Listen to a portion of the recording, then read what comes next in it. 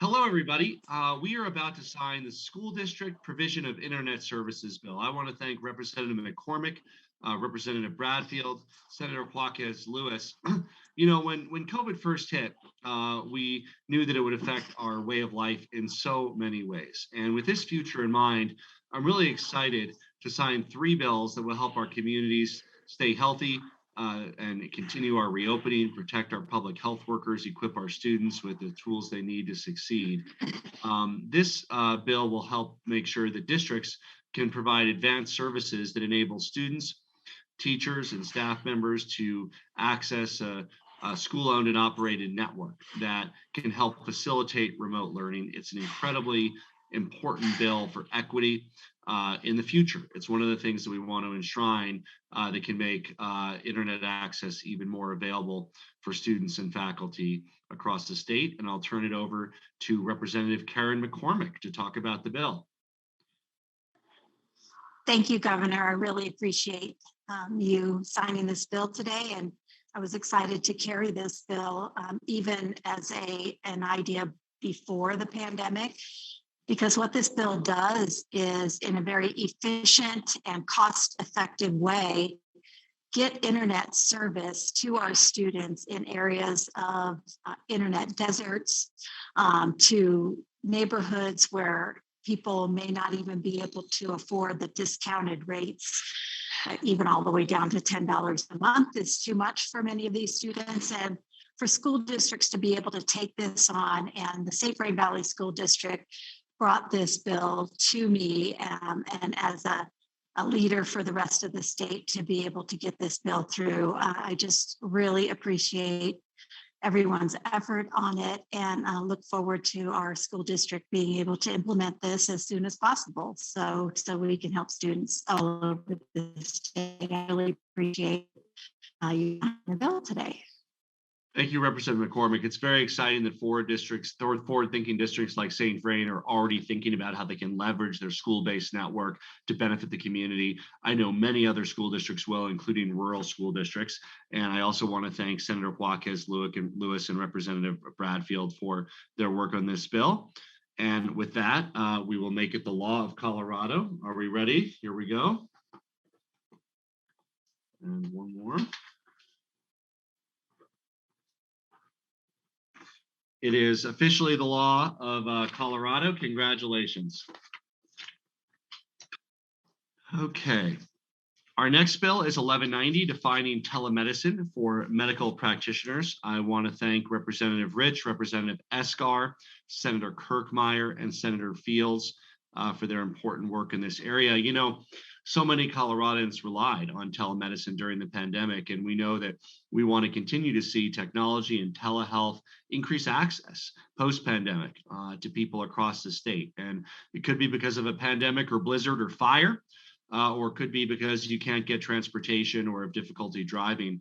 But Coloradans where they can avoid an extra visit to the doctor and get the care they need, that can be a very important part of health. And telemedicine is absolutely essential towards meeting Coloradans where they are.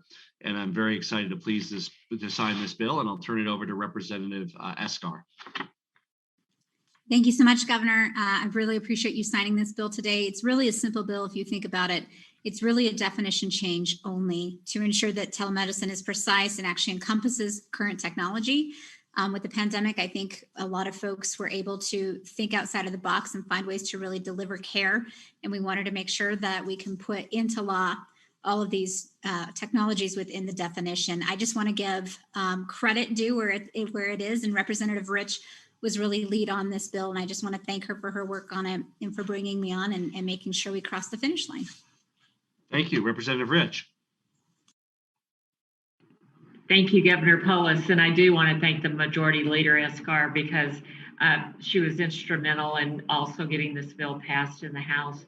And like she said, it preserves the existing statutory definition of telemedicine for purposes of the Colorado Medical Assistance Act, using technologies that are used in a manner that are compliant with HIPAA, including information, electronic, and communication technologies, remote monitoring technologies, and store and forward transfers to facilitate diagnosis, consultation, and treatment of a patient while the patient is located in one location and the person who provides the service is located at a distant site. So we really appreciate everyone's work on this and appreciate you signing the bill today.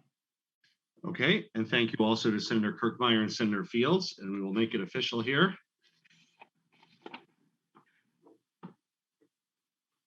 It's officially the law of Colorado. Congratulations. This next bill is very important to us here, and I want to thank the sponsors, Representative Caraveo, Representative Carver, Senator Bridges, and Senator Lundeen.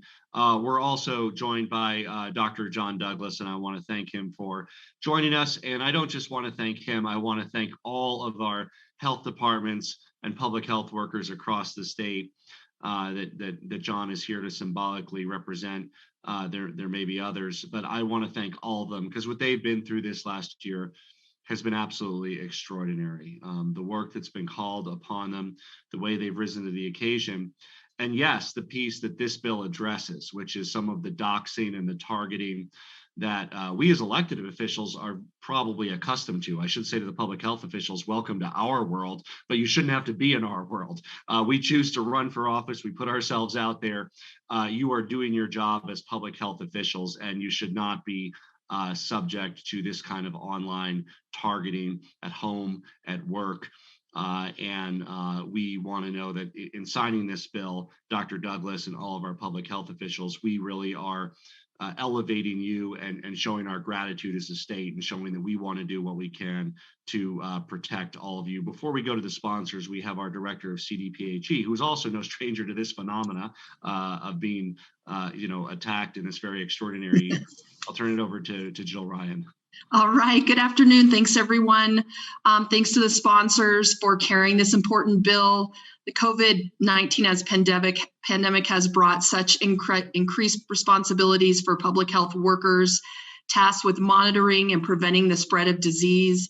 Throughout Colorado and across the country, there have been instances of local public health officials facing threats and vandalism, which is really too bad. As the governor said, it's really in the name of public health and trying to reduce transmission. So this is just a vital bill.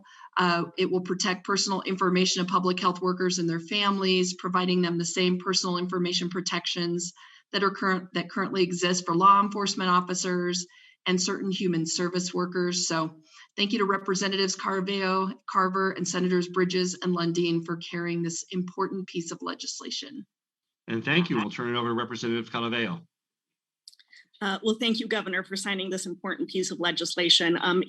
When the news reports first started coming out at the start of the pandemic about the pressures and the threats that these individuals were going through, I started to work with CalFO in order to discuss what can be done, because this is an incredibly important workforce all of the time, but especially in the middle of the pandemic, they need to be focusing on what their work is and not dealing with threats and acts of vandalism, et cetera, as they're trying to protect our public health.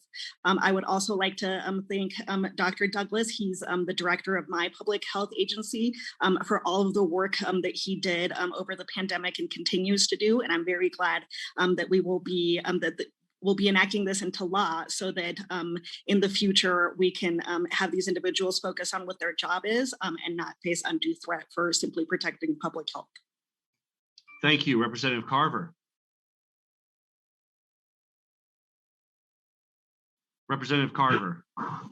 Yes, thank you, Governor, and thank you for signing this bill into law. I want to thank my sponsor, Representative Caraveo, who brings her own credibility and gravitas to this bill. So important that we make clear in our public discourse that we can have different views on public health orders and other things and actions by local boards, but where we must be in unity and draw a line clearly by Colorado statute is against doxing that puts our public health workers and their families at risk of harm. And very importantly, this bill also provides those workers with the mechanism to get address confidentiality in government databases so that they can actively protect themselves and their families. So I so appreciate Representative Caraveo, Dr. Douglas, and the others who helped, and the great assistance by Jennifer Miles, and we're glad she was able to join us today. So thank you, Governor, for signing this into law. Great. And Senator Bridges was so patient this whole time, but he was just called to rise and report. He had hoped to speak on this, and but we want to thank Senator Bridges for his work on this, along with Senator Lundeen. And Dr. Douglas, did you want to say anything? Oh, there you go. I want to thank the sponsors, the legislature, and you, Governor, for taking this issue seriously. We don't live in your world, God forbid, but it has been a trying year, and we really do appreciate the acknowledgement and the efforts you've undertaken on our behalf. So thank you so much on behalf of all public health workers. Okay, thank you. We will now make it the law of Colorado.